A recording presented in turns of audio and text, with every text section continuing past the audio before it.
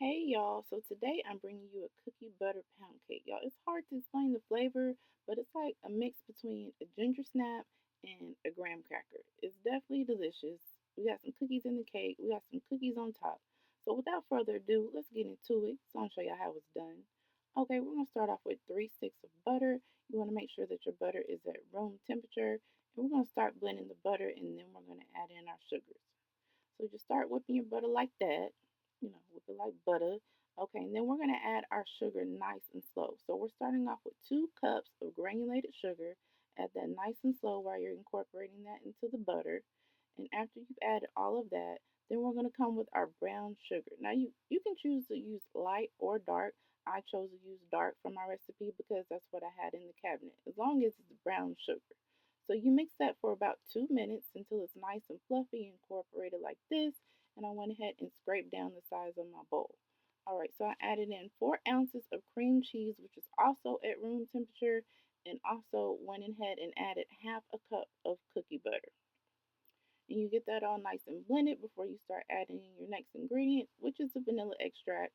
And we're adding 2 teaspoons into this mix.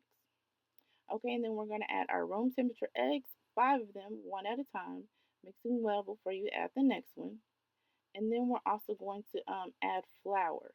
So I use 1 cup of flour at a time just to give the batter a chance to mix up, get the flour nice incorporated before adding my next cup of flour.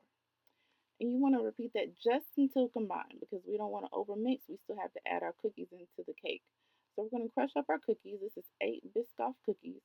And we're going to put that right into our batter. And we're going to fold the cookies into the batter.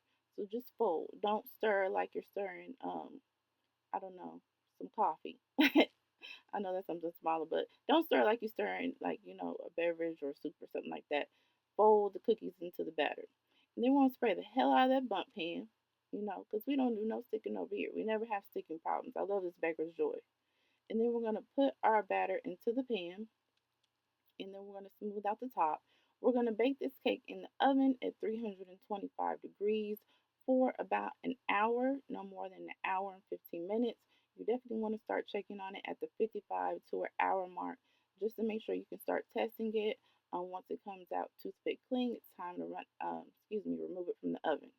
So we're going to go ahead and let it cool for about 20 minutes and then go ahead and flip that thing over. Yes, nice and pretty. And then we'll allow that to cool just for a little bit. And then we're going to go ahead and start working on our topping. You just don't want the cake to be hot. It can be warm, but not hot. So we have our cookies right here. I just picked, like, I don't know, maybe it was like 4 or 5 cookies for my topping. And then we have 3/4 to a cup of cookie butter.